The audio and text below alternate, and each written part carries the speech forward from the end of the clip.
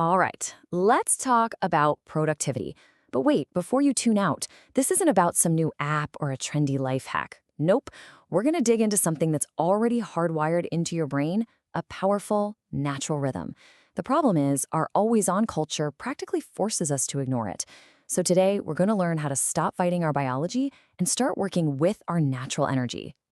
You know exactly what I'm talking about, right? It's that 3 p.m. feeling. You're just staring at your screen. You've already had your coffee, maybe two, but your brain just feels completely empty. It's that sudden wall of fatigue that just crushes your motivation. Ugh. Well, what if I told you that feeling, it has nothing to do with being lazy or not having enough discipline? Seriously, it's not your fault at all.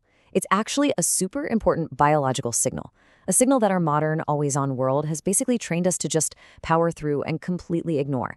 All right, so let's dive into our first section, the afternoon slump mystery. We're going to play detective here and figure out why our best work, our peak performance, just seems to, poof, vanish into thin air pretty much every single day. And I bet the signs here are super familiar, right? You've got that brain fog that just rolls in. You find yourself reading the same sentence in an email over and over and over again. And then bam, that sudden urge for something sweet or yet another cup of coffee hits. And on top of it all, everyone and everything just seems a little more irritating. Yeah, that's your brain basically sending out an SOS. But here's the thing. What if that SOS signal isn't a sign of failure at all? What if it's just a totally predictable part of a hidden cycle? Okay, let's pull back the curtain and reveal your brain's secret rhythm. Okay, so the science behind this is actually really, really cool. It all comes down to something called ultradian rhythms. Now, don't let the name scare you. Basically, these are just natural energy cycles our bodies go through all day long.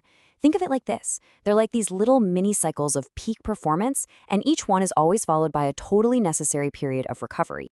Okay, so what does one of these cycles actually look like? Well, first you have a little warm-up period. Then you hit the sweet spot of peak focus for about an hour or so. But after that, and this is the important part, your performance inevitably starts to dip. And you have to understand, that dip isn't a bug, it's a feature. It's your brain's built-in signal telling you, hey, time for a break. And this really gets to the heart of it, trying to push through that dip with more caffeine. It's literally like seeing the low fuel light on your car's dashboard and just putting a piece of tape over it. Our brains are hardwired for these rest periods. They need them to maintain high performance. So get this, rest isn't the opposite of work. It's a crucial, vital part of the work. Okay, so if we know our brain works in these natural cycles, the big question is, how do we actually use that to our advantage? Well, that brings us right to the solution, which is all about the 90-minute rule. And the whole idea here is so simple, but it's incredibly powerful. We have to stop thinking about our workday as this one long, grueling marathon. Instead, we need to start structuring it like a series of short, focused, high-intensity sprints. I mean, just look at the difference. The old way, right? The marathon slog. That's what our work culture tells us to do. We fight fatigue, get less and less done, and it's just a fast track straight to burnout. But the new way, working in focused sprints, that means you actually embrace rest, and that leads to consistent peaks in your performance and a pace that's actually sustainable. It's a total game changer. So what's the magic number? How long should these sprints be? Well, it all comes down to this, 90 minutes. That really seems to be the sweet spot.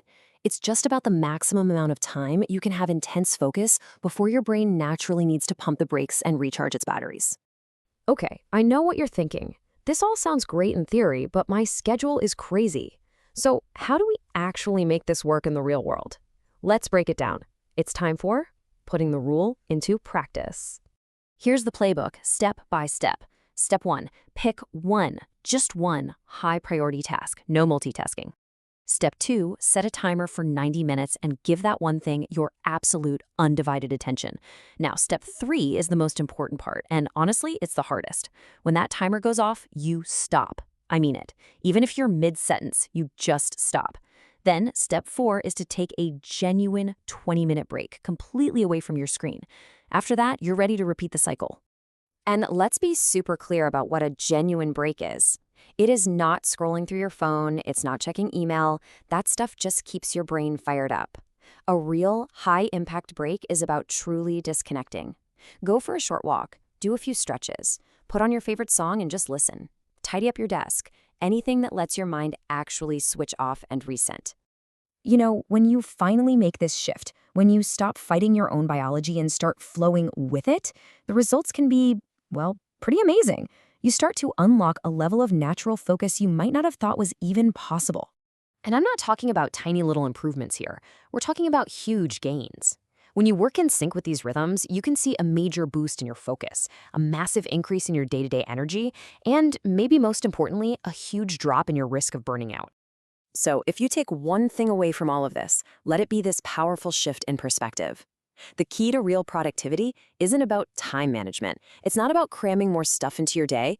It's about managing your energy. So I'll leave you with this to think about. What if, instead of always asking, how can I get more done, you started asking, how can I work smarter with the energy I already have? Just imagine it for a second. If you actually mastered your own natural rhythm, what could you really achieve?